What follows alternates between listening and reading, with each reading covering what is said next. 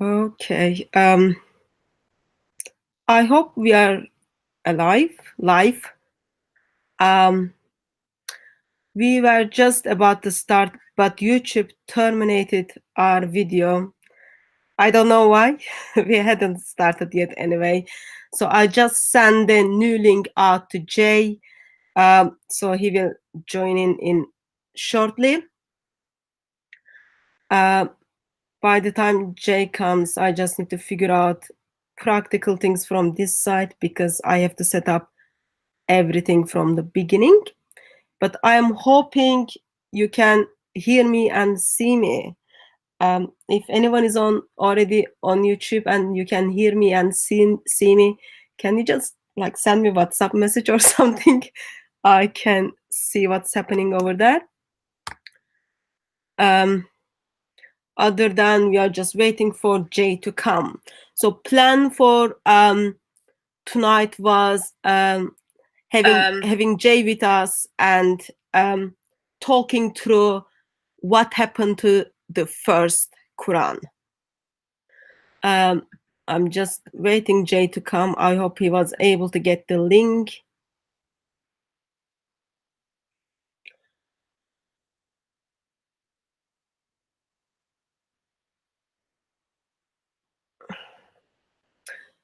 Okay, so thanks for letting me know that you can hear us. Hear me actually. Currently it's only me. And Jay is gonna join us. And plan today is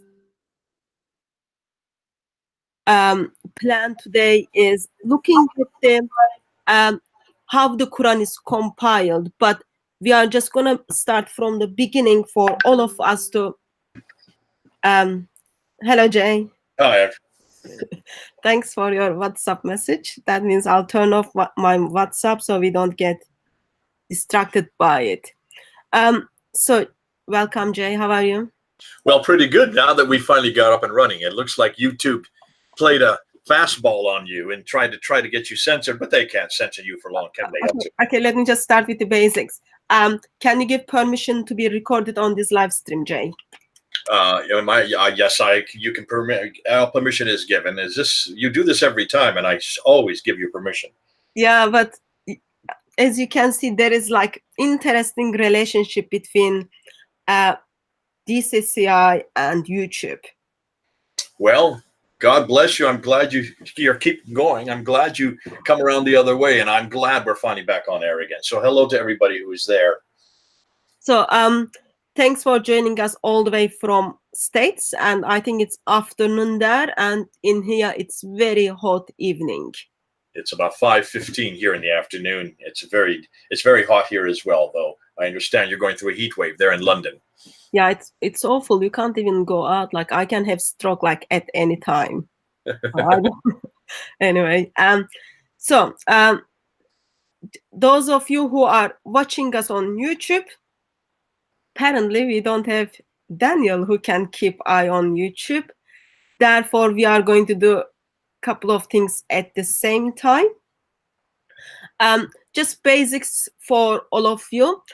If you want to get our attention, please on the chat part of YouTube, put @ in front of DCCI Ministries, and hopefully I will able to see your comments. And please keep your comments on the topic and make sure you express your love, concern, and respect to one another for us to move forward healthier and for YouTube to kind of increase its love towards us. Of course, our eternity is not based on how much YouTube loves us or hates us, but to the blood of Lord Jesus Christ. So we are, as we stand under his grace, once again, we are grateful for what Lord Jesus Christ did for us. I think I am set on this side, Jay. Yeah, it looks like you have about 28 people who are watching right now. Okay. So, Jay, it's been a while. How are you doing, Jay? Well, it's been about a month. I think we were together in London. We went up and got up on the ladder together a number of Sundays ago, and we introduced the 22 different corrections. Daniel Brubaker's 22 corrections. Intentional corrections. Intentional corrections. I stand corrected. You keep me honest. And we had a somewhat of a semi-debate with Mansour Ahmad, who made 2 amazing admissions while he was on the ladder, which we're going to do in a future video. You and I need to unpack what he said there, but not today. That's not for today. Yeah, so it's been a while. It's been good to get back, and it's good to get back and talk about this book, the Qur'an, again. Yeah. So how have you been? I've been okay. I'm going to be heading out to Paraguay in about 3 or 4 days, and then I'm heading off to do some teaching there. But I'm coming back to Britain again this summer. Okay. Sorry, where are you going to go? Paraguay. Where is that? It's right smack in the middle of South America. Oh, okay. Okay. Be careful when you travel in this part of the world. Okay. So, I ask you to join us because I want us to unpack what happened with the Quran, which Muhammad claimed to receive according to Islamic tradition. So we know Quran is revealed to Muhammad from 610 to 632. When Muhammad died, according to Sunni tradition, we didn't have complete Quran. Soon after the death of Muhammad, under the Abu Bakr, first Quran put together. Historically, miracle of Islam, we don't have the first Quran today.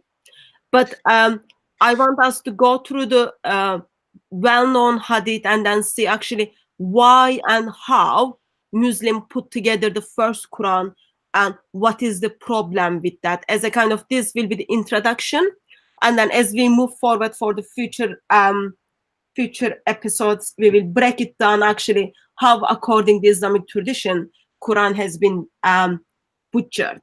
Nice way putting. Are you okay with my plan? Sounds good. Now, I think we're going to be doing, and we're going to go back to the hadith. I mean, we need to go back and look and see where the only place we can find that speaks about how this book was put together. And I think you're going to go ahead and open that up. So I'll let you do that. And then I have a lot of questions to throw out. And I hope the Muslims are here. It's actually a few people. I can see the comments here. Bart Connolly, I thank you for commenting on my shirt. It is a very bright shirt, but it's one I'm getting ready for Paraguay, which is in Central America. I'm sorry, in South America. Good. Alongside of your shirt, of course, we are covered and clothed with the blood of Christ. That's another side information. So we look inside, we don't look outside. So let me just share the screen and then everyone can see the hadith we are going to talk about.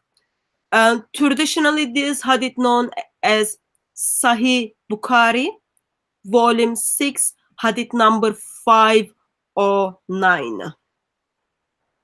And from sunnah.com, hadith references volume 6, book 60, hadith number 201. Or Arabic references, book 65, hadith 4679, which hopefully you can see on the screen. I'm gonna try to make it bigger for you to have easy access. Jay. Yeah. Do you wanna practice your English little bit for us and then read the whole hadith for us? Are you able to do that? Just we read it all in one go and then we break it down, if that's okay with you. Okay, let me just bring it up here so it's a little larger. Now, narrated by Zayd ibn Thabit al-Ansari. And this is, now who is Zayd ibn Thabit? Before we even read it, he is the secretary of Muhammad. You've got to, just leave it there. That's good. Right there, how you got it. He is the secretary of Muhammad. So therefore, he would be the one that should have written this down. The Quran while Muhammad was living. And this is what it says: who was one of those who used to write the divine revelation. Abu Bakr sent for me, this is Zayd ibn Thabit writing. So he sent for me, Zayd ibn Thabit, after heavy casualties among the warriors of the Battle of Yamama. and where a number of the Qur'an were killed. Qur'an would mean those who had memorized the Quran. They were the companions of the Prophet. Umar was present. Umar would be the second caliph. Abu Bakr is the first caliph. So you have both Abu Bakr and Umar there talking to Zayd ibn Thabit, who is in front of them. He was present with Abu Bakr, and he said, Umar has come to me, this is Abu Bakr speaking, and said, the people have suffered heavy casualties on the day of the Battle of Yamama. And I am afraid that there will be more casualties among the Qur'an, those who had known the Quran by heart. These are the memorizers, the Hafiz we call them today, on other battlefields, whereby a large part of the Quran may be lost unless you collect it. And I am of the opinion that you should collect the Quran. Abu Bakr added, I said to Umar, how can I do? Now this is Zayd ibn Thabit speaking now. He says to Umar, how can I do something which Allah's apostle has not done? So how can I do something that Muhammad had never done? Umar said to me, responds, by Allah, it is really a good thing. So Umar kept on pressing, kept on insisting, trying to persuade me to accept his proposal, till Allah opened my bosom for it, and I had the same opinion as Umar. Zayd ibn Thabit then adds, Umar was sitting with him, Abu Bakr, and was not speaking to me. You are a wise young man, and we do not suspect you of telling lies or of forgetfulness, and you used to write the divine inspiration for Allah's messenger. Therefore, look for the Quran and collect it in one manuscript, so in one codex. By Allah, this is now Zayd ibn Thabit responding, if he, Abu Bakr, had ordered me to shift one of the mountains from its place, it would not have been harder for me than what he had ordered me concerning the collection of the Quran. I said to both of them, this is still Zayd ibn Thabit speaking, how dare you do a thing which the Prophet has not done? Abu Bakr replied, by Allah, it is really a good thing. So I kept on arguing with him about it till Allah opened my bosom for that which he had opened the bosoms of Abu Bakr and Umar. So I started locating Quranic material and collecting it from parchments, scapula, leaf stalks of date palms, and from the memories of men. Scapula would be bones, who knew it by heart. I found from Khuzaimah 2 verses of the Surah Al-Tawbah, which is Surah 9, which I had not found with anybody else. And they were, and this is what it is, verily there has come to you an apostle, Muhammad, from amongst yourself. It grieves him that you should receive any injury or difficulty. He, Muhammad, is ardently anxious over you to be rightly guided. That's from chapter 9, or Surah 9, verse 128. The manuscript on which the Quran was collected remained with Abu Bakr till Allah took it unto him, and then with Umar till Allah took it unto him, and finally it remained with Hafsa, Umar's daughter, and she put it under her bed. Okay, thank you very much, Jay. For those of you who kind of struggles to remember the dates, if you are like us, remember Sahih Bukhari is dated for 870s, and Abu Bakr is around 634. Like that's the time he died.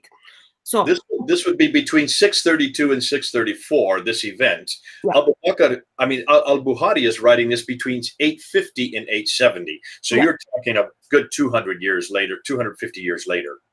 So approximately 200 years later, 250 years later, a man who never met with Muhammad is giving us information how first Muslims put the Quran together.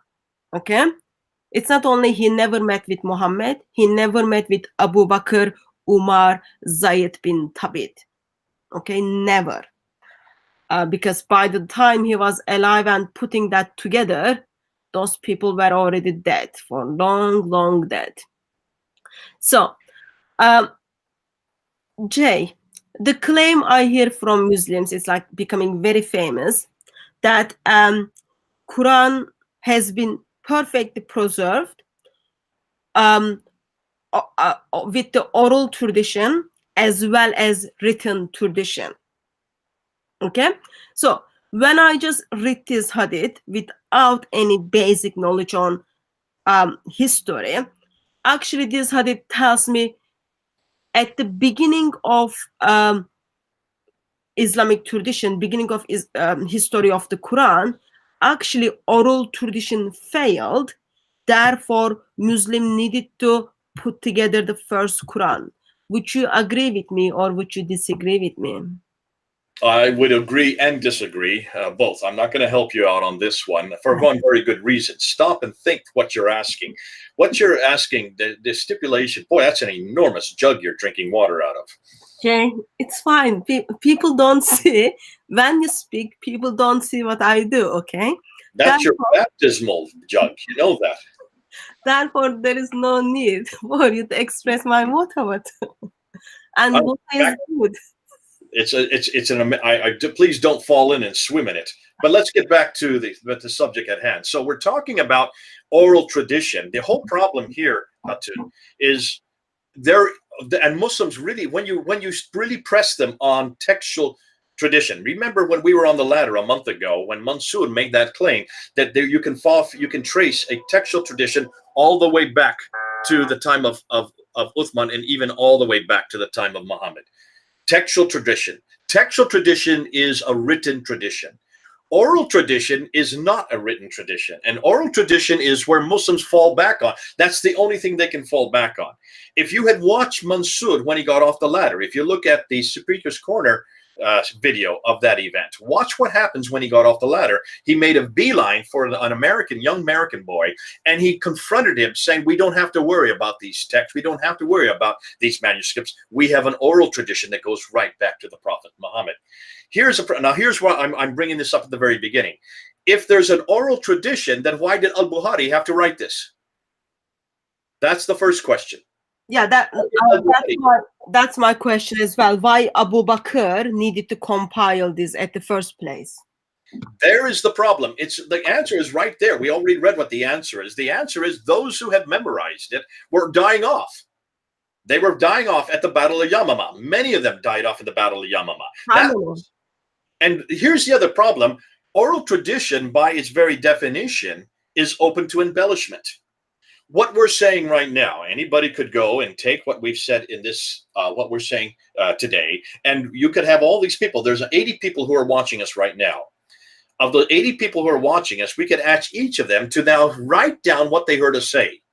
How many different versions would you get from what we've now gone into? We're only into it. We're not even 10 minutes into it. We're only about 10 minutes into this. How many different versions would you get of the 10 minutes we've just spoken of from those 80 people? 80 different versions. That's the problem with oral tradition. Nobody will write the same thing. That's why you have to write down what then comes from heaven. Because if this is created, if this is an uncreated book, and that's what chapter 85, verse 22 says in the Qur'an, it's uncreated. If this is an uncreated book, how can you ever leave it to people's memory? How could you ever assume that people's memory will take that which is uncreated and be able to not copy, but to solidify everything that has been uncreated, word for word, letter for letter, dot for dot, vowelization for vowelization, correct? And so obviously Al-Bukhari in 850 to 870 is writing this. You can see this has been a discussion that's gone on. This has continued for almost 200 years. There had to have been a written text. There had to have been a codex. There had to have been a manuscript. That's why he's even writing this. That's why he's putting it down. And he's giving the story of how this manuscript was written down. And the reason is because this is a safeguard. It's a safeguard to people's memory. It's a safeguard to basically, as a model, you have to have one canonized text from which everybody's memory can be tested against. Because otherwise, oral tradition will embellish it, they'll accrete it, they'll delete it, they'll say different things about it, they'll have many different memory lapses, and you'll have a huge number, thousands of different people who will have disagreements. What do? You always go back to the original. And the original has to be written down. That's why we do it today. And you don't. If I were to make an agreement with you right now, Hatun, and I would shake your hands, and I know Muslims do this, and they say, Inshallah, if God wills it, I will do what I did tomorrow. But what if I decided that I didn't want to I didn't want to fulfill the agreement that I gave yesterday. I can pretty much say anything I want. How do I know? How do I know what the agreement was of yesterday? You have to have it written down. That's why we have receipts. Am I correct? That's why we do everything by having it written down. And here al-Bukhari, knowing this, has to give the story of that written text. That's why it's so good that we have al-Bukhari, that we can go back to him and we can unpack and see what actually happened. So in that case, you are actually agreeing with me that this account shows us there is an issue with the oral tradition, with the memorization of the Quran for people to remember. Therefore, there is a need for Quran to put together. Absolutely, and that point I will agree. As far as your other point that whether or not al-Bukhari, whether or not this is how it happened, I will agree. I think there's many other problems, but that's for the historical critique, which you can do at another date. And also, those of you who are listening us, please beware. This is the Sunni account. Shiites are disagreeing on how the Quran is compiled, and they believe in the time of Muhammad, Ali compiled the Quran, and then he with all of his notes. But miracle happens even though we don't have that Quran. Anyway. Let me just say one more thing. I see Kashif M, you've written a very good comment here. You mentioned that al-Bukhari manuscript did not exist until the 12th century. If that is so, then why do Muslims say Bukhari wrote it in the 9th century if manuscripts was in the 12th century? We need to answer that. And that's very true. Kashif, thanks for bringing that up. That is another problem that we're not even going to get in today, and that is, how do we even know what al-Bukhari wrote is really what he wrote, since we have nothing from the 9th century that is from his pen. There are no originals of al-Bukhari, just like there are no origins of any Quran. There's no origins of any of this. And the earliest manuscript, the earliest codex we have for al-Bukhari begins to appear in the 12th century. It could all be fraudulent. You're correct. We're assuming an awful lot here by suggesting that al-Bukhari is authoritative. That's why I'm a little reticent to even say let's trust al-Bukhari. But since we are talking about what Muslims believe, we're going to have to start with al-Bukhari. Okay, can I just add a couple of points what you said, Jay, on Bukhari? Even Islamic tradition would agree that we don't have original of Bukhari. Current book which is identified as Sahih Bukhari, actually not Sahih Bukhari, it's one of his students.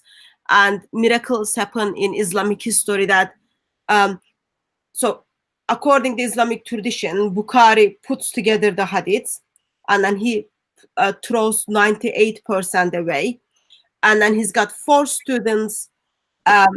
Somehow they put together again, and then something happens, miracle happens.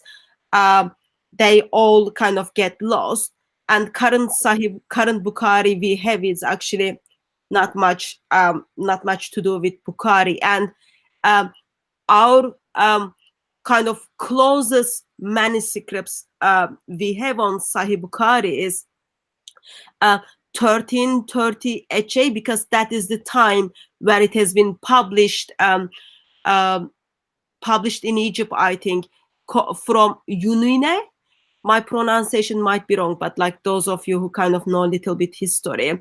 So Yunune's original was sent to Egypt from Istanbul to be published. That is the date. When you translate that 1330 HD is 1895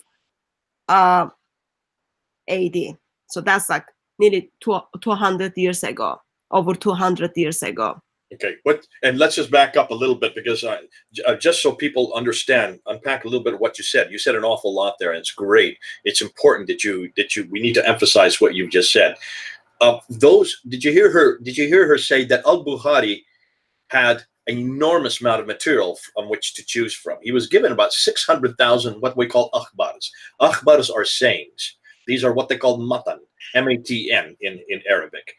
And this matan, he was given that to basically decide what of it was authentic and what of it was not authentic. Of the 600,000 that he was given, he whittled it down. Remember what Hatun said, 98% of it he threw out.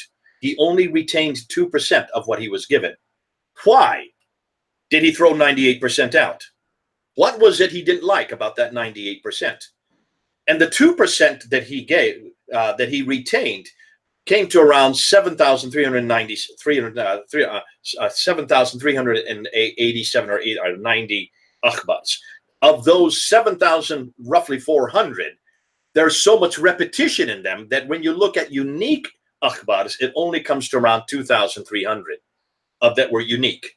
Now that is now been put into 9 volumes. We can get those 9 volumes today that you can buy on the internet. In fact, you have them behind you. If you have them up there in your room, Hatun, yeah, I do have them. Just point to them. Just point where they are. They're just behind me in the bookshelf. If you can see those ones that are stacked up, that's the 9 volumes of Al-Bukhari that you can buy, and that only is 2% of everything that he was given. What did he do with the 98% that he threw out? Here's a question I'd like to know. And why did he find it fraudulent? What was this criteria? He doesn't tell us. But getting back to what Kashkishat said, even the 9 volumes that we have, those 9 volumes were not ever published until the 1800s, as Hatun said 200 years ago. But they are not from Bukhari. They are from the students of Bukhari, and then someone called Farbari, and his date is 932. But the current Bukhari we have is actually from Yunini, and his date is like 1300s. But overall, even though the manuscripts we have from 1800s is not fully complete form, like manuscripts we have early than that, they are not even in full form. It's like history of Bukhari is pretty complicated, but all you need to know is we don't have the originals, as well as like the Quran, as well as but we have to follow or we have to read what Muslims kind of today see as the authentic hadiths, and according to their authentic hadiths, Abu Bakr was concerned as people died in the Battle of Yamama, therefore they decided to put together the Quran. Anyway, I can't remember how we end up in Bukhari, but because Bukhari is the place we go to find out how the Quran was put together. And so this is important that you brought this up, because we're going to I'm going to ask some very disturbing and damaging questions concerning what even this akhbar, as we're talking about, of chapter 6 verse 509, sorry, chapter 6 509. That's all we're talking about today, chapter 6 509. I'm going to ask some questions concerning what Al-Bukhari says, because you can see even what Al-Bukhari is saying in the 9th century makes no sense for the 7th century. But we'll get to that. We'll hold off on that. And when we come to it, I'll ask it. Okay. I don't know if everyone was able to hear you very clearly, but can I ask you to put the earphone on, Jay, if your earphone is close to you? Okay, you keep talking while I look for one. Okay, it's better now. It is better now. Sorry, a little bit ago sound was a bit funny. Anyway, so Jay, do you know how many Hafiz, how many people who memorized the Quran died in the Battle of Yamama? We don't know the number. We know that a large number. That's what. Okay, when it says large number, it is talking about approximate 70 Hafiz, 70. That's a large number. That's a huge number. 70, according to Muslims, a huge number. For me, that just shows us actually claim Muslims are making thousands people memorize the Quran, thousands people memorize the Quran at the time of Muhammad is false, because Islamic world suddenly start concerned about the Quran, and they claim that they lost the Quran because 70 people who memorized the Quran died in the battle. That's not very good, I think, for Islamic world. only 70 people dies and suddenly Muslims all freaked out, what's going to happen to their Quran? Okay, just to back up on that, are you hearing what Hatun's saying? And this actually, I have never thought of this before until you brought it up right now, Hatun. No, I did tell you that before. You knew that. I don't. This is the first time I've heard it. If so, then I've lost memory of it. If there are only 70, and this is going to force Abu Bakr and Umar to bring Zayd ibn Thabit forward, they're bringing him at this time because there's an emergency. There's a crisis here. If this is a crisis with only 70 having died, that showed very few. Then you're saying very few had memorized it. When you stop, when you stop and ask what Muslims have said, because Muslims today say thousands have memorized it. If thousands have memorized it, then why only 70 dying causes a crisis? Yeah, that's my question. Because they are saying large majority of people are dying, therefore they are losing the large part of the Quran. But the number of people died, according to Islamic tradition, is not number of people who died. Number of Hafiz who memorized the Quran died. That's only 70 people, according to Islamic tradition. Anyway, so like that just shows actually it's not very like thousands people memorized it. And when those people died in the battle, they took certain part of the Quran with them, because Hadith talks about it. Large part of the Quran may be lost unless we collect it. So people are already concerned that actually, as if they don't put the Quran together, there will be no Quran. Okay, let's take that and let's unpack that a bit, because this is something that I've yet to see Muslims answer. We are assuming, therefore, and we can pretty well substantiate from what al-Bukhari is saying here, that the Quran had not yet been written down. Am I correct, Hatun? Yes. Okay, so the Quran had not been written down. This is obvious. Otherwise, what would they need? Why would they need to bring Zayd ibn Thabit to both Abu Bakr and Umar? Why would they even have him come to talk to them if the Quran was already written down? It's not written down. Why? Because even al-Bukhari goes on and says, Zayd ibn Thabit, when he's asked to write it down, he then says, why are you telling me to do something the Prophet never did? The Prophet never wrote it down. So I know Muslims Muslims are always coming back and saying, oh, it was all written down by this time. If that is the case, then you've got to deal with al-Bukhari, volume 6, 509. Because what I can see here, number one, it had not been written down. Now, this brings into question some really damaging questions from my side. First and foremost, why in the world did Muhammad not have it written down? Question number one. He was very busy with 13 wives. If this is the greatest thing that Muhammad's supposed to, if this is his greatest mission, really, what is his major mission in life? What is he credited for? What did he give us? What did he provide the world? The last revelation. Am I correct? This book right here. If this is the last revelation, the greatest revelation, if this is the one thing that Muhammad was supposed to give the world, if this was the reason why Muhammad was raised up for this purpose, that means he was given this book over a period of 22 years, from 610 to 632. So he had 22 years to write this book down. Now, folks, help me here. If that was the major reason why he was given for a ministry, why in the world did he not write it down in those 22 years? Now, Muslims will come back to me and they say, because he could not read or write. Okay, so he could not read or write. How long does it take to read and write Arabic? Listen, I do not speak Arabic, but I learned to read and write Arabic in 2 weeks. When I was there in 1994, when I was taking Arabic there at the School of Oriental and African Studies, it took me 2 weeks to read and write. There are only 28 letters in the Arabic alphabet.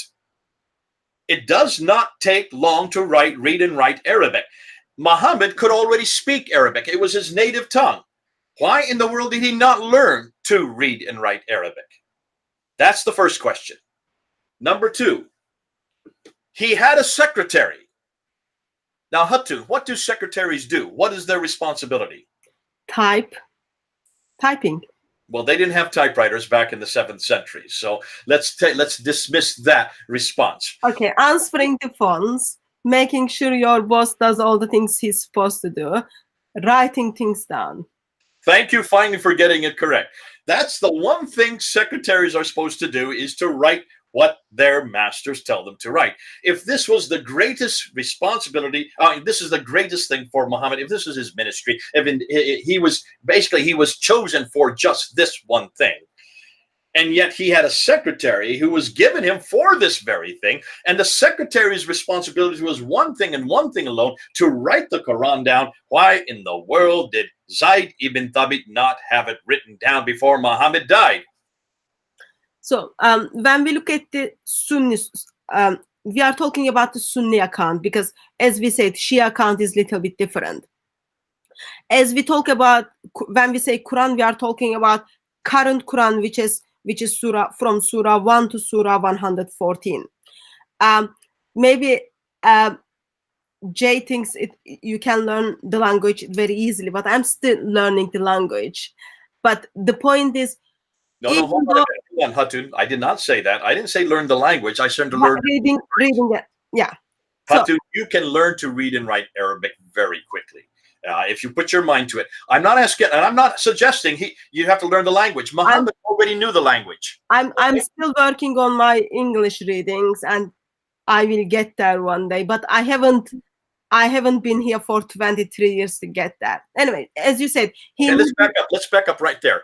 Why would God in his wisdom have chosen a man who could not read and write to give his greatest revelation to? That's the miracle of Islam. No, that shows ineptitude by God himself. Now, would your God do something like that, Hatun? But the issue is, let's say he wasn't able to read and write, but he was ministering, or he was he was being prophet for 23 years. I think that was good time for him to, instead of like having sex with his wives or going and killing people, he could learn how to write it down, and then he could give his last revelation to the people whom he trusts. But he did not do that. The other question I have, and as you can see in chapter 6, verse 509, it says that Zayd ibn Thabit had to go to bones, had to go to stones, had to go to stalks of palm trees, and then also to the memory of those who had survived the Battle of Yamama. As you pointed out, 70 were killed at the Battle of Yamama, and that already caused a crisis. The fact that he did not, the fact that he had to go to these other accoutrements suggests to me that something was being written down on these bones and stones and palm stalks. If that is the case, why in the world did he not compile them into one codex, into one manuscript? What in the world was going on? And does this not show an enormous ineptitude on not only Muhammad's part, but also on Zayd ibn Thabit's part? Because if there's one thing Zayd ibn Thabit should have done, he should have taken, every time the Prophet got a new revelation, he should have taken it down, and he should have written down what he heard, so that this would never have been a problem. Yeah. Okay, so that's, I mean, these are huge questions. I have another question before we go on. If God, in his wisdom, and I believe God is wise, he is all wise, he's omniscient. If God in his wisdom had already given us two revelations, the Old and New Testament, already in Hebrew and in Greek, well, if God had already have been able to use those two languages, why would God then turn around and use a third language that could not even accommodate the text? And we're going to get into that as we get into 6:5:10, because you're going to see that even when Zayd ibn Thabit was supposed to write it down with three other friends, Uthman tells him to write it in the Qurayshi dialect so that everybody could understand it. That is a huge problem. We'll get to that later. But my first difficulty is, why would God even choose this language, which could not even accommodate this book, when he already had Hebrew and Greek to use earlier, and he had plenty of other languages he could have used? Then why did he choose a man who could even read and write to then give his greatest revelation? And why did that man not learn to read and write? And then thirdly, Why did he not at least give permission for his secretary, which is the function a secretary should do, to then write it down? These are three questions I'd like to hear Muslims respond to. Okay. So I don't have access to the chat part, but Muslims, if any Muslim is watching, and if you are on the chat part, please, you can respond to Jay, or I can turn on the Skype. You can call in if you want that. But can I just add a couple of points which you made, Jay? So I put the hadith on the screen again. So because Muhammad did not put the Quran together as a book from Surah 1 to Surah 114, or how much revealed to Muhammad, people who's supposed to compile it, they are concerned, they don't want to do it, because they say, this is Muhammad didn't do it, therefore we shouldn't do it. There is something called Buddha in Islam, and Muhammad talks about Buddhists to be evil. So Muslims, early Muslims don't want to put the Quran in book form because they know they are going to commit Buddha, they are going to do Buddha. Therefore, they don't want to do it. Innovation, that they don't want to do it. On another point you made, where Zayd bin Thabit needed to put together the parchments, bonds, and then also needed to go and ask people's what they remember for the Quran for him to put it together. Hadith says he had to look for it. He had to search for it. That shows actually it wasn't available or accessible for to Zayd bin Thabit, who put the Quran together, who memorized the Quran, or who are those people who we would identify as a hafiz. So those informations were not accessible. Therefore, Zayd bin Thabit needed to go look for it, go and search for it. I think that's something important. And then he tells that's huge job. How I'm gonna do? Even the moving the mountains are much easier to do than. Hatun, there's a few that have tried to respond. Let me just read what they've said. Oh, okay, sorry. You have Daniel Valencia, who says Muhammad could read and write. He was in charge of Khadija's trade transactions. Therefore, he should have been able to write or write down the Quran. The response to that is, that is only what if that is so, then why are Muslims today suggesting he could not read or write? And the reason is because of Surah 61, verse 7, and Surah is it 2? I can't remember the other one, which refers to the fact that this Prophet Ahmad, who could not read or write, that's a Quranic reference to. Then you have another Muslim who is that was not a Muslim, by the way. You have this Muslim who is saying, trustworthy. He was saying, Jay, are you telling God what is easy for him, and God does not know what language is suitable or how many languages are enough to scriptures?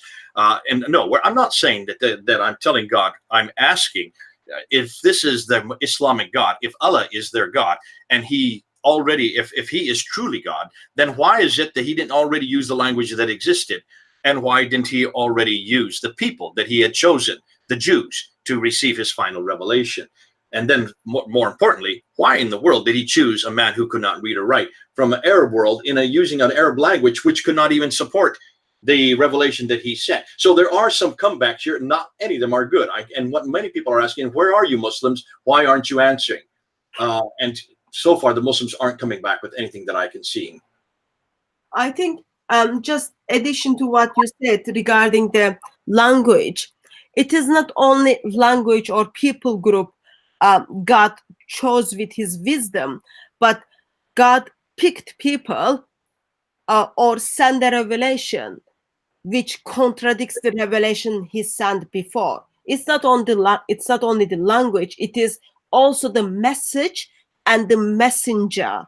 Message confirms contradicts the previous message. Messenger contradicts the previous messengers as well. So it's fails in a couple of different areas. Okay, there are a few people here who are trying to say that Muhammad was able to read or write. One is referring to I'm just leaving it here. They're referring to the quotes. Molly could read well enough to erase his self-assumed title from a treaty, therefore effectively denying his claim. This is from Phil Horaya. This is not a Muslim saying this. This is Phil. Yeah. Thanks, So Phil. we do have Islamic tradition which implies that Muhammad was capable to read and write. But True. Go ahead. we are just, because we are mainly engaging with the basic Muslim arguments, that is the response they would give it to us. If you even go to the Shia sources would confirm Muhammad was able to read and write, because he was helping Ali out as Ali was compiling the Qur'an. So Islamic tradition contradicts one another regarding if he was able to write it or not. But majority Muslims sadly discredits the hadiths, and then they would say he wasn't able to read. Yeah. Truth about Islam is saying being illiterate in the Quran means not knowing the books, the Injil and the Torah, not that he didn't know how to read and write. Since before he died, he asked to have a paper to write on. That referring to what you're talking about. Okay. But in the Quran, it's not that at all. I think it's very clear that he is considered to be the illiterate prophet. And that's why the popular notion today by almost all Muslims I meet is that he could not read or write. Therefore, that is why this is the only miracle they can come up with is this book, because how could an illiterate mind write such a great book? Well, we're kind of destroying this book today and many other days, showing that that almost all of it is borrowed from other sources. Nothing is new under the sun. It's not that great a literature, but that's for another time. That's for another place. Let's continue back with this again. Let me just add what you said regarding the comment was made. If Muhammad did not know the previous books, why did he put his hand on the Torah and then say, this is the book I believe in? If he was able to read and write, and the Dawah team is misinterpreting regarding he couldn't read and write, then we would ask the same question Jay has been asking. Why did he not put together as the revelation came to him through Gabriel? Why, when he died, there wasn't anything accessible that people could simply take it from Muhammad and then say, guys, look, this is what revealed to us. Let's do some work on it. That never happened. Okay. Here's a good question that comes up from Sahih Muslim is his name. And he asks, Jay, which is the earliest New Testament manuscript, and is it not from 200 years after the death of Jesus, as you're claiming about the Qur'an? Now, the answer to that very quickly, before we even get into and answer that, we're not making the claims that you make about the Quran. There's no one in this room, Hatun and I do not make the claim that we have the original manuscript of the New Testament. We would never make that claim. We do have very early fragments of the New Testament, and we do have the complete New Testament by the 4th century in the Sinaiticus right there in London. Also the Alexandrinus, which is also there in London, which is from the 5th century, and we have the Vaticanus, which is in Rome, which is from the early 4th century. But that was because by that time you had someone like Constantine, who was the emperor, who then created and commissioned 50 of these codices written on animal skin, parchment. Animal skin is durable. It does last for, in this case, for 1,400 years, more than that, 1,700 years. The case that we're talking about is we're looking at the Quran, which was also written on parchment, animal skins. All the earliest manuscripts of note are all written on parchments. So the claims the Muslims are making are completely different than the claims we make. Nonetheless, though we don't claim that we have the originals, we have so many manuscripts. We have so many that we can look to. We have over 24,000 manuscripts that we can look at. Not all of them are early. About 235 of them are before the 6th century. So that's before the Quran that we can look at. And that's why it's important that we do like with like.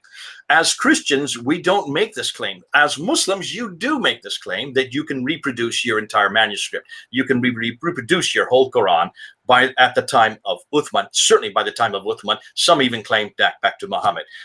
That's for another time. We're going to get into that in another in another session that Hatun and I will do.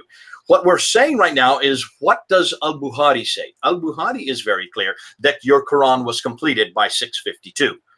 20 years after the time period we're looking at today. Today, we're looking at 632, between 632 and 634. We're looking at the first recension. We're looking at the first copy of the Quran. Remember, there are two recensions. There are two Qurans, according to al-Bukhari, that were created. This is the first one.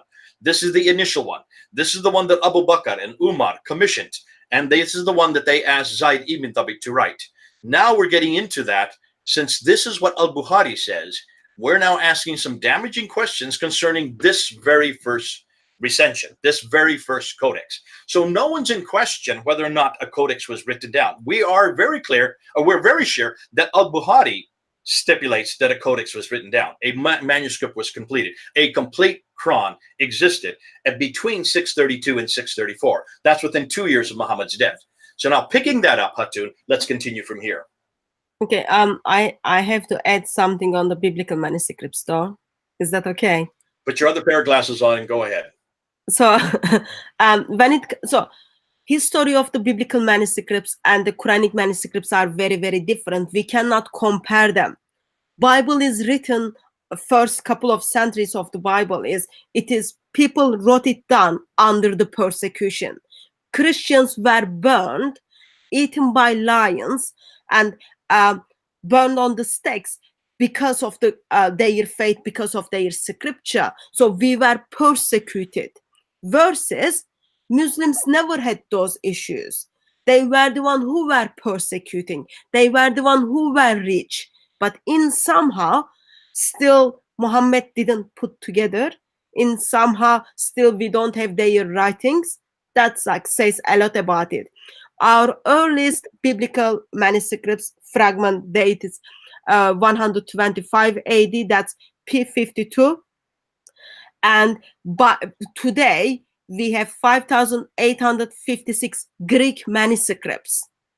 And most of them were, like, if you look at the kind of manuscripts, Dr. Dan Wollens put together lots of things, and Peter Williams put things together. You can see it is actually miracle how our earliest manuscripts survived, because they were not written on the animal skins in the 2nd century. They were not written. They were not written in a good environment. They were written under the persecution, and what we have is pretty reliable, even according to non-Christians. Sadly, we cannot say the same thing about the Quran. As Sahih Bukhari says, in 634, they were hunting down the Quranic verses to put in the first of their Quran. They were hunting down. Zayd bin Thabit needed to search for the Quran. It wasn't accessible. 70 people died in the battle. Now they freaked out. They are gonna lose the most of the Quran. Why? They were rich. They were the one who were persecuting. Why didn't they write it down? Okay, there's a question here that I'd like to respond to. Trustworthy is his name. DCCI Ministries, you are saying that the Bible is not completely preserved, but somehow we believe everything in it. None of us have said it's not completely preserved. Did you say that, Hatun? I didn't say that. So please don't put words in our mouth. What we're saying is we don't have the original. That's all we're saying. It is completely, we pretty much know 99.9%. Bruce Metzger has probably done the best work on this. Dr. Dan Wallace is doing work on this in Dallas. They pretty much, all the scholars from today can look at the New Testament because of the fact we have such a plethora. We have such an enormous amount of early manuscripts of the New Testament. When we're talking about the New Testament now, we're not talking about the Old Testament. So it's not perfectly preserved. No one would say that on this show.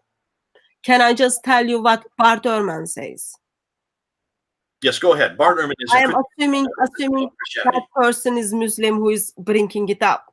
So Bart Ehrman wrote book together with book is here. Book is here with Bruce Metzger and Bart Ehrman. They wrote a book together. In page 126, they state, besides textual evidence, delivered from the New Testament Greek manuscripts and from early versions. The textual critics has available to numerous scriptural quotation, including commentaries, sermons, and other writings are available by early church fathers. Indeed, so extensive are those quotations, citations, that if all other sources of our knowledge of the text of the New Testament were destroyed, they would be sufficient alone for us to reconstruct the reconstruct of the New Testament. That's page 126. Bart Ehrman simply says, actually, we do have lots of writings that we can put together the New Testament for you. Okay, listen, I just want to come back to another reference that Trustworthy seems to be trying to argue with us on this. He says, don't lie, Hatun. Zayd ibn Thabit did not look for the Quran, but he was looking for the witnesses of every verse of the Quran. Please, please, please, Trustworthy, read what we've just read. He said it very clearly. What you read there in Al-Bukhari, your text 6509, it is not that he was looking for witness, he was looking for verses. If you read the rest of the verse, if you go down and continue on with what we have, what we already looked at, remember what we read. Let me remind you of it. He at the bottom of 509, when you look at 509, let me share the screen, Jay. Just go ahead and share the screen. Read what we have said there. Zayd ibn Thabit has to look for even two verses, chapter 9, verse 128 and verse 129, Surah Al-Tawbah. He cannot find it except with one man. He's not looking for a witness here. He's looking for this verse. This verse he could not find until he found this one man. Look at the bottom of the screen there on the left side, and you will see. So I started looking for Quranic material, not for witnesses, for Quranic material, and collecting it from parchment, scapula, that's bones, leaves, stalks of dates and palms, and also from the memories of men. He's not looking for witnesses.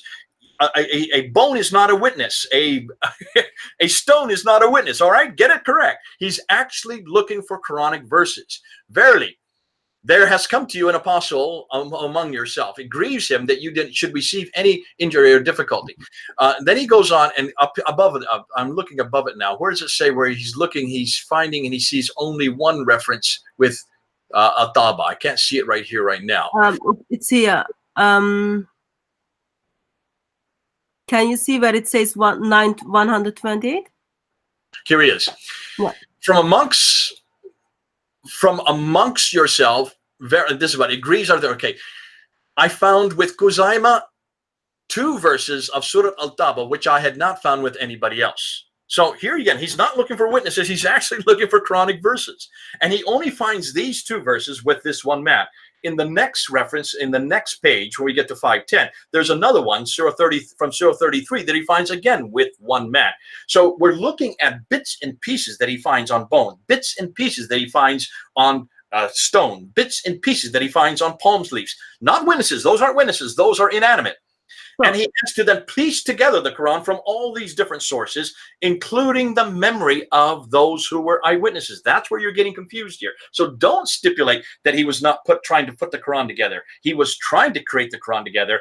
And the fact that he had to go so far to find from even just one man, in this case for 2 verses, in the next time we're going to see from another man for just 1 verse, you can see that this is done piecemeal. What if he missed something? What if many of those who died at Yamama had other parts of the Quran that were not there? What if the fact that he, as just one individual, did not do such a great job and had to go and look for other pieces? You're going to find out in the next chapter, there is a verse that he had missed in the first one, and that's chapter 33. So please be careful of what even your references say. It's your references who are telling us this. We're not making this up. Yeah, and in the future, we will see Muslims are saying, actually, no one can make a claim that we've got the whole Quran. We need to say we've got what it is survived. People are talking about, actually, they can't. That there should be chapter as long as Surah 9. They can't find it. Surah 9 is supposed to be longer. They can't find. Sorry, Surah 33 supposed to be longer, but it is only 73 verses. And in the Sahih Bukhari, since I am the one who is been accused of lying, here's the book, okay, page 425, Sahih Bukhari, volume 6. It says, I start looking for the Quran. It doesn't say I start hunting for the witnesses. It says I start looking for the Quran and collecting it from blah, blah, blah.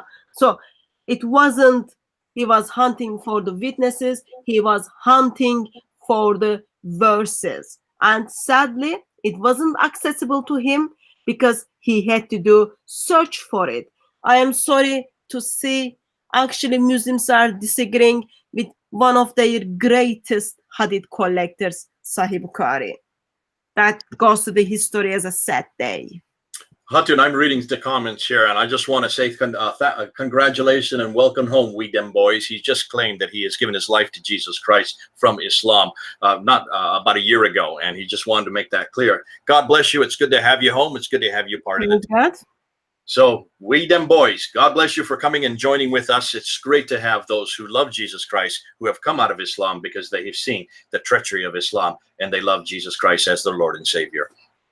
Please to drop email to info@dcciministries.com so we can have a quick chat on that. So praise God for rescuing and redeeming people, and our prayer is that there are many more out there that God actively works in their lives, we will see they repented and bow down to Lord Jesus Christ.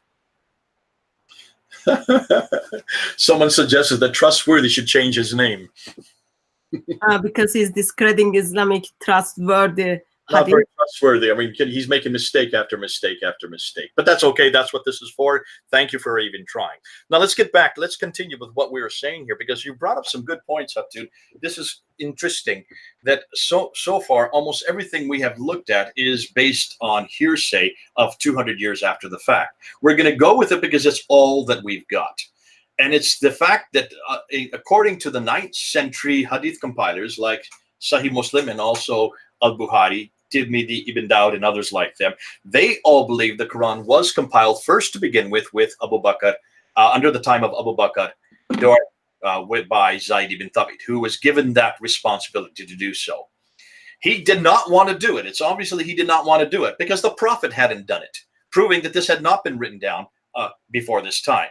So now they're putting it together, and Zayd ibn Thabit has to go to all these different places, bits and pieces here. He gets it from stone, he gets it from bone, he gets it from palm stalks, he gets it from people's memories. But the people's memories are just those who have survived, the other 70 who have already died at the Battle of Yamama, who are the greater number of the companions who had memorized it, the Hafiz who had memorized it. That was why they even had to write it down, because they didn't want all of the memories to be gone. Now, the question I'm going to ask a second time, I still want a Muslim to answer this. Why is it that the Quran you have today, if this is how it was piecemeal put together in 632 to 634, how can you even begin to say that this was complete? How can you even know whether or not this book here that was put together, and we're just talking about the first recension, you're going to see the second recension is different from this book even. But even this first recension, how can you know that this is even the same as that which existed in heaven in chapter 85, verse 22? And how can you know that this is the same book that Muhammad had, since Muhammad never was around when this was being compiled? He was already dead. He had been dead for 2 years. He was not there to supervise it. And he never said okay to that book. He is not a testimony to this book. That's hugely damaging. Wait till we get to the next topic, which will be chapter 6, verse 510, because then it gets even more damaging. Now, Muslims, we want you to respond to this. Please, you're going and you're attacking the Bible. You're trying to do everything to get out of it. You're trying to say this is nothing more than witnesses. You're trying to say that this is a miracle because the fact that he could not read and write. You're not even dealing with the questions we're asking. Why is it that God even chose someone who is illiterate? Why is it that he didn't learn to read and write? Why is it that he didn't give it to his secretary to write it down if he couldn't read and write? And why in the world did Abu Bakr and Umar, why did they not make copies of it immediately? Where are the copies from that first recension? So until people kind of response to you. Can I just bring your attention again? Actually, you already made the point on Surah 9, verse 128 and 129. So apparently, this verse end up in the Quran with only one person's testimony. Two verses end up in the Quran with only one person's testimony. Why? You know, Hatun, that according to Islamic tradition, a verse cannot be authoritative unless there are at least two testimonies of that verse. So where are other people?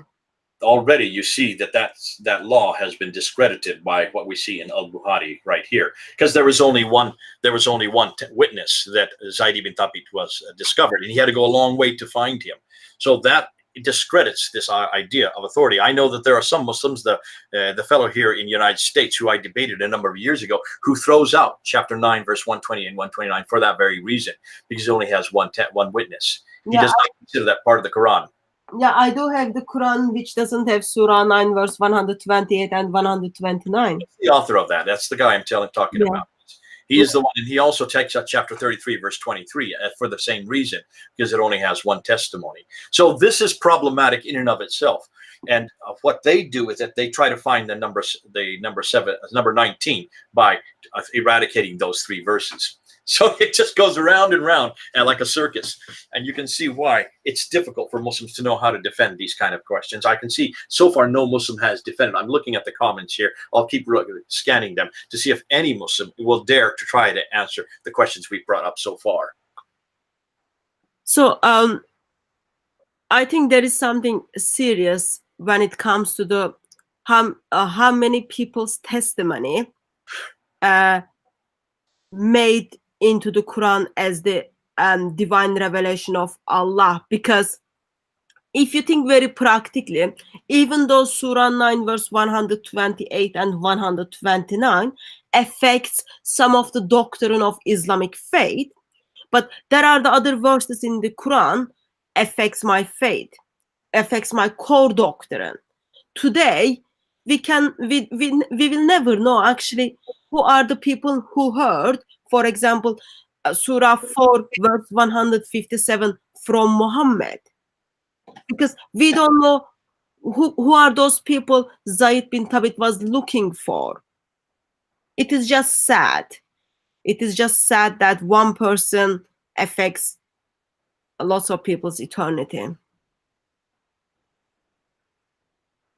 Now, this Trustworthy comes back and he says, Hadith, Hatun, this hadith proves that Zayd ibn Thabit knew the verse but was looking for the witness. No, read it again. Yeah. Till I found the last verse of Surah Al-Tawbah with Al-Khuzaimah Al-Ansari. I did not find it with any other than him. The verse is. So he obviously did not know this verse existed until he came across this fellow named Khuzaimah Al-Ansari. It's regardless of what it is. Can you see that this is a problem? It seems like you're trying to pick at straws here. Nonetheless, the fact that these are all from disparate accounts, these from disparate locations, the fact that Zayd ibn Thabit had to go and find this verse, didn't even know that it existed until this man said it, and then he appropriated it, suggests to me that either Khuzaimah made it up or he was the only one that had heard it. What's fascinating to me is why didn't the others not know about this verse? Why was there not many different copies made of it? Why is it that this was not referred to by the others who were the companions? Why did none of the other companions who were still living, from which Zayd ibn Thabit went to, knew about 9 verse 128 and 129? These are a lot of questions that you need to answer. I don't expect you to do so today. Nonetheless, put them back there, hold them to them, because you're going to have to answer these questions concerning what your Al-Bukhari says here.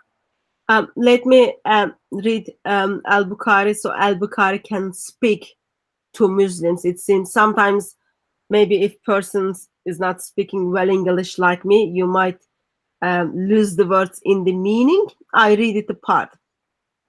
Abu Bakr kept on urging me to accept his idea until Allah opened my chest for what he had opened the chest of Abu Bakr and Umar. So I start looking for the Quran. I start looking for the Quran. It wasn't everyone heard that Zaid bin Thabit is collecting the Quran and people got on the queue. He was looking for the Quran and collected it from what was written on the palm leaf stalks, thin white stones, and also from the man who knew it by heart. And then it says, until I found the verse of Surah 9. He's hunting for the verses. He is hunting for the Quran.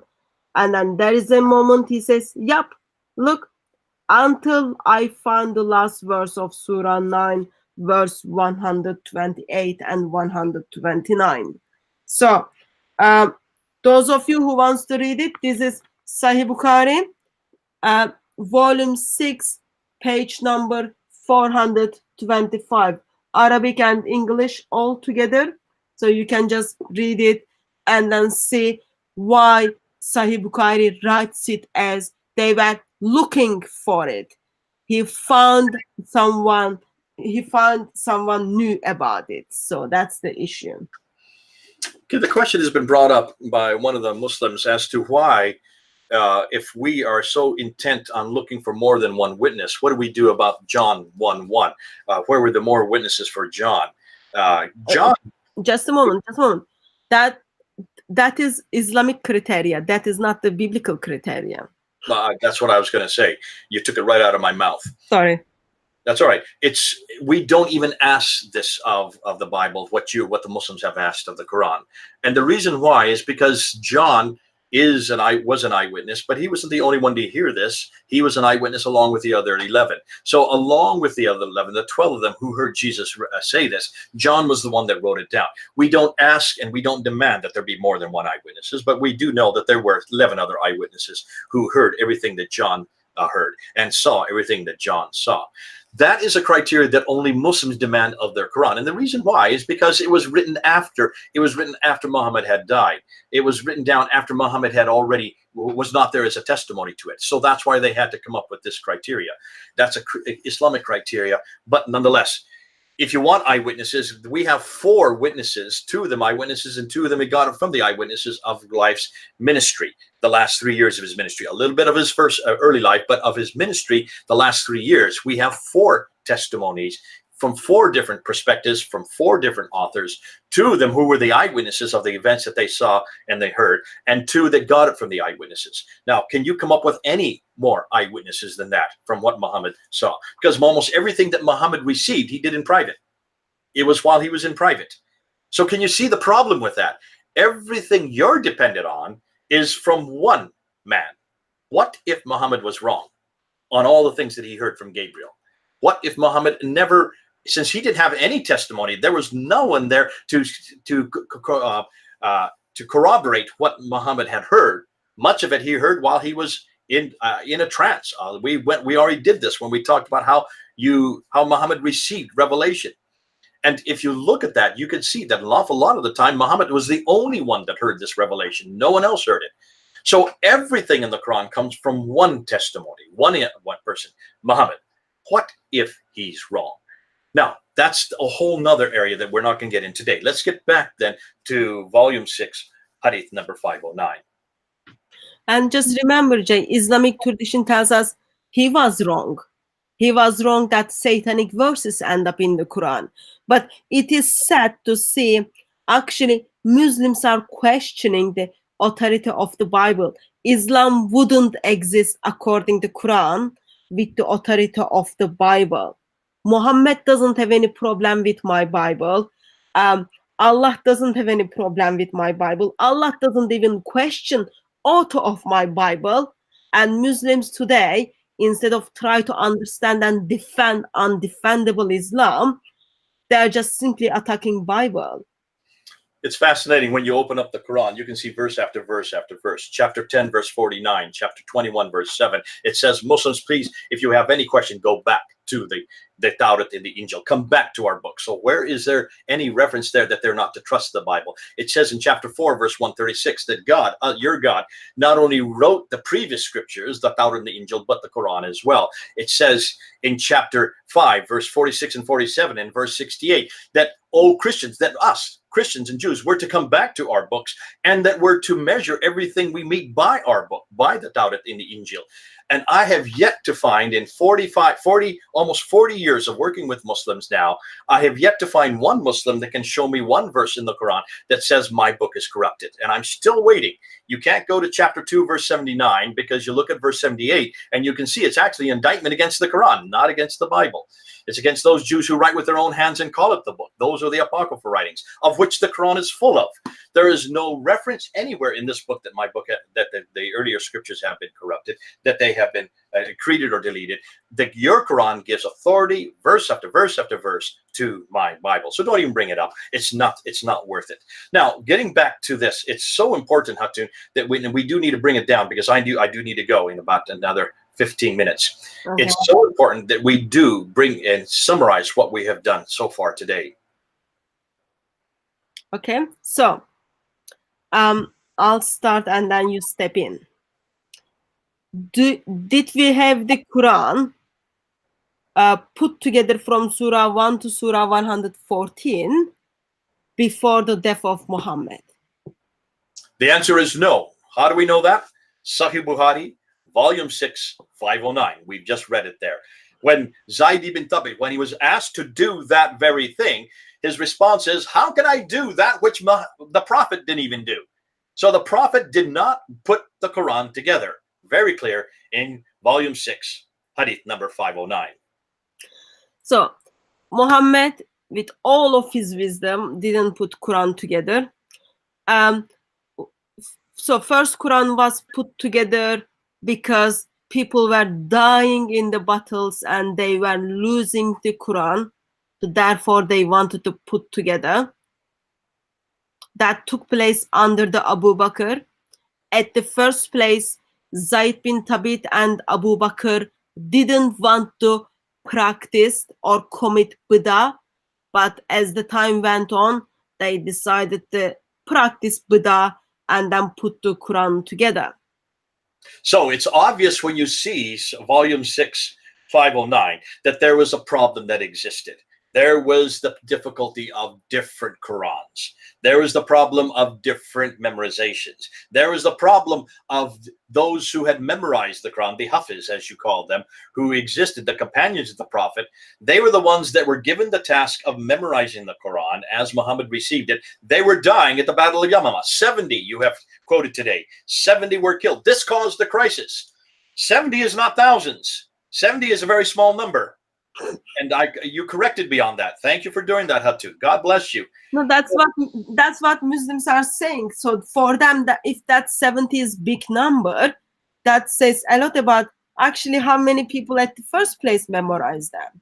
A very small number had memorized it, and the fact that so many had died, that this caused the crisis. Why Abu Bakr and Umar had to bring Zayd ibn Thabit to put this book together. He refused to do so. He said, I cannot do what the Prophet had not done. I refuse to do so. They said it would be a good thing if you did.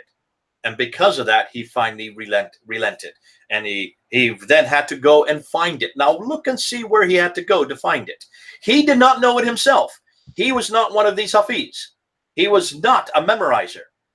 So where did he go, Hatun, to find this Quran, these verses? He had to search for it. And where did he go to search for it? People to people, people to people. Bones, stones, palm trees. Obviously, he was just finding bits and pieces here and there.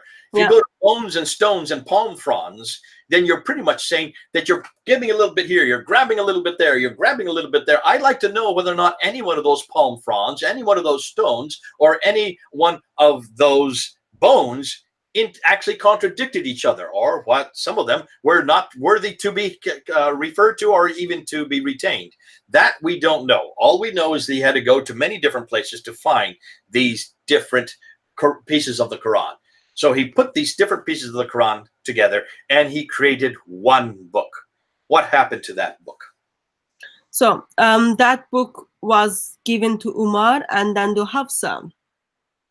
Given to Abu Bakr first. When he died, it was given to Umar. When he died, he gave it to his daughter, who had been a wife of the Prophet. Her name was Hafsa. And what did she do with it? Can I just express something which makes me usually concerned? So I can understand that Quran was passed to Abu Bakr because it was already under the leadership or under the authority. And then Abu Bakr, Omar. But even though Aisha was the favorite wife of Muhammad, in somehow they did not give that Quran to Aisha, but they passed that Quran to Hafsa, the daughter of Umar as well as wife of Muhammad. Ooh, a very good point. And I think the reason why is because she was the daughter of Umar. He wanted his daughter to have it. But that is a huge point because that was not even Muhammad's favorite wife. Yeah, but Aisha was able to hold the Quran under her bed for a while, certain verses. There is already issue between wives fightings. Even in that, they did not choose Aisha, but they choose to give the Quran to Hafsa. Okay, right there. Stop right there. So the Quran was given to Hafsa finally, and what did she do with it? She put her under her bed. So what is the purpose of putting God's greatest revelation under your bed? Today, Muslims don't even put on the ground or on the even under the any books. But in first century, people were putting under the bed or burning their books. She hid it under her bed, which means no one read it. Are you hearing me, Hatun? Yes. Are those who are watching listening to me? If she put it under her bed, that means only she had access to the first Quran. Only she was given one copy, only one copy. There is no reference to any other copy. We're going to find when we actually get to the next section, which is much more damaging than this section, that it was sent out to every province. And we know of 9 provinces. We're going to look at those 9 provinces. In this case, it was not sent to anybody else. Did Abu Bakr keep a copy for himself? No, he didn't. Did Umar keep a copy for himself? No, he didn't. Did Zayd ibn Thabit keep a copy for himself? No, he didn't. Only Hafsa was given this one copy. No other copies were made. There is only one Quran that was in existence. For 20 years, there was only one Quran. Hold that under your hat, because that's going to become important when we look at the next part of volume 6, hadith number 510. And also remember, there is always issue with the value and dignity of woman in Islam. But it was the woman who told Muhammad that he's the prophet. And now it is a woman again who is looking after the revelation of Allah. Not any man, but they give it to the woman. Give it to a woman who is supposedly not trustworthy, and they'd only give it to the most trustworthy woman, Aisha herself. They give it to really one of the women that actually Muhammad didn't want to. Actually, we won't get into that. That goes into another problem about what Muhammad wanted to do with Hafsa earlier. Nonetheless, let's get back to this. So we've got an enormous amount of problems here that we're starting with. This is just the beginning. This is the first recension. This is nothing more than the first Quran. What we're going to find it when we go to the next live stream is that this Quran was still not good enough. There was something that happened in the intervening 20 years. Hold on. Come back. We're going to unpack that when we then look at volume 6, hadith number 510.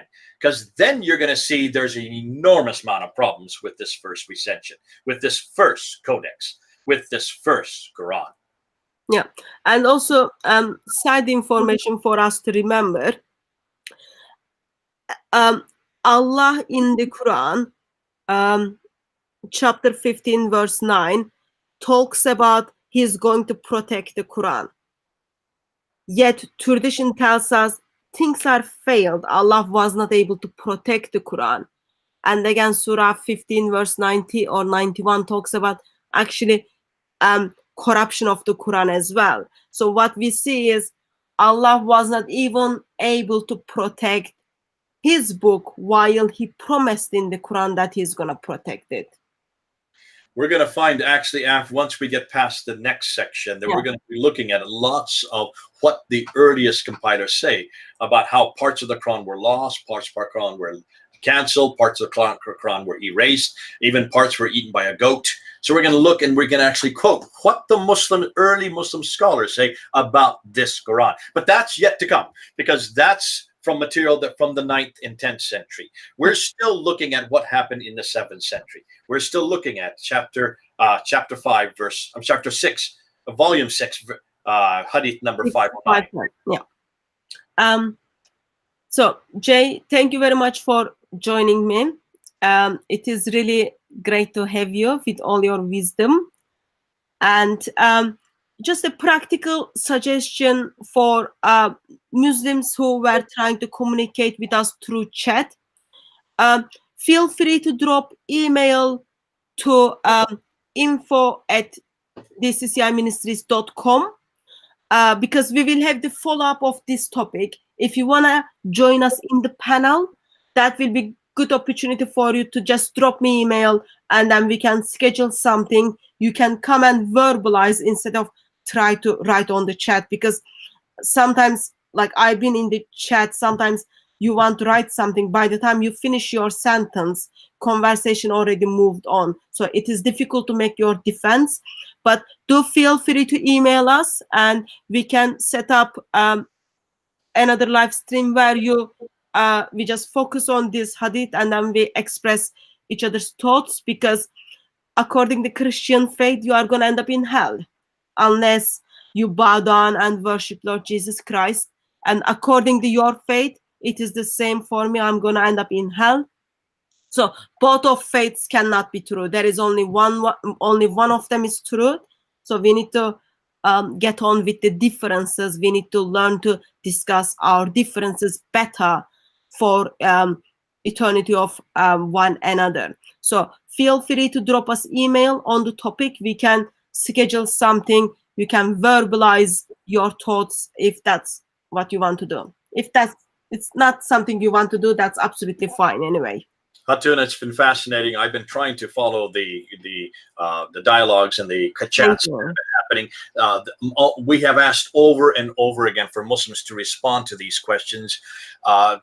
The only one that tried to was a guy named Trustworthy. He turned out not to be too trustworthy. But thank you, Trustworthy, for at least trying. I wish more Muslims would really respond to these questions. I can see that there's an awful lot of back and forth going on in the chat between people.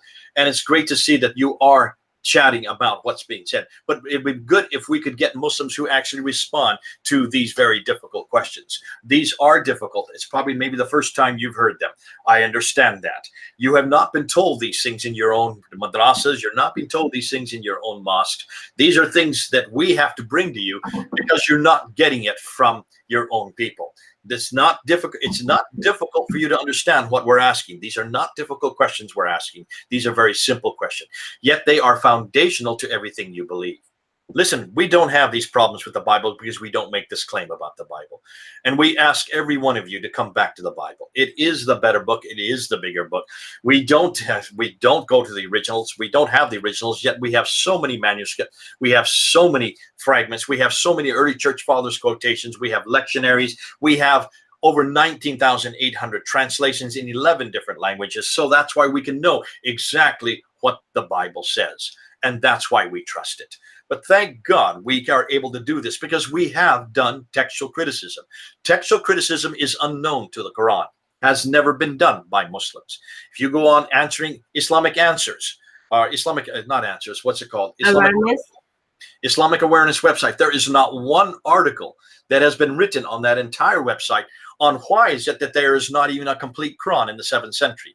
And why is it by 721, they only have 96% of the Quran? And that only in fragmentary form, not one complete manuscript. There has been no article written anywhere on Islamic awareness concerning all these corrections that Dr. Dan Brubaker is bringing up, that Hatun and I introduced with his new book that we have right here, this book right here, that was introduced just a month ago at Speaker's Corner. Now you can buy it on Amazon.com. Go buy it. We're going to be unpacking, Hatun and I, later on some of the ramifications of that. So these are stuff that you Muslims have to deal with. I'm so glad I don't have to defend this. Nonetheless, don't get upset with us when we ask these questions. We have to ask these questions because you are making the claims. And since the claims are coming out there, please, for heaven's sakes, do not claim anything about your Quran you cannot support. Please do not make these highfalutin superlative claims about how great this book, the Quran, is. It's not that great. It is written by men. You can see now that it was even compiled according to your traditions, piecemeal from many different sources. We've seen today that even that one that was compiled was still not good enough. And that's why we're going to come back and do another live stream looking at what then happened within the intervening 20 years. When you get to that, it gets much more damaging. But till then, this is Jay here in the United States on the Eastern Coast. Thanks, Hatun, for inviting me onto DCCI. It's great to be able to work with you. It's great to be able to not only knock heads together, but for heaven's sakes, please, Muslims, do not keep defending your book. Come on home. Come on home to Jesus Christ. Please stop defending a book you can't defend and come on home to the Bible, the book you can defend. God bless you. It's been great being with you. We'll see you in a little while as we come back and unpack even more. Yeah. Thank you very much, Jay. And thank you very much for those of you who engaged us on the chat and those of you who've been adminning on the chat. We really appreciate your help. And those of you who are late nighters, if you are living in UK, within 1 hour 15 minutes, Sam Shamoun and David Wood should be doing live stream in Acts 17 apologetics. Tune in. It is like amazing. They do amazing programs and you get the practice the brain got given to you and you learn something useful. Until next live stream, I think we have live stream scheduled tomorrow evening. Hope to see you tomorrow evening. If not at Speaker's Corner, if not, hopefully in heaven. God bless you all. Just to say one more thing, Al-Fadi and I will be doing a live stream on Fander Films at 11 o'clock Eastern Standard Time Saturday morning at 11 o'clock. If any of these, I see there's 160 people watching right now. Well done, 162 of you. We've been up to 180 so far on this session. So is it your 11 o'clock? 11 o'clock Eastern Standard Time, which will be 4 o'clock p.m. London time, Saturday afternoon. 4 o'clock p.m. And we'll be doing much of the same material that Hatun and I have been going through. Al-Fadi and I will be doing from a different perspective. So come and join us. We want to do piggyback back on what Hatun's doing. We want to do the same thing, but do it with an Arab scholar. I'll be being one of the best Arab scholars. He used to be a Salafi Muslim. He speaks fluent Arabic from Saudi Arabia, from the same town that Muhammad came from. So he speaks the Qurayshi dialect. He can cheat it. He can also, more than that, he is doing his doctoral thesis on the Sana'a manuscript. So the man is not only intelligent, he has an enormous background. I've never met a Muslim of his caliber, and it's such a privilege to work with him. He and I will be on at 4 o'clock p.m. London time, 11 o'clock a.m. Eastern Standard Time, United States, Saturday morning, Saturday afternoon. We'll see you then on Fander Films. Okay, and see you all. God bless you.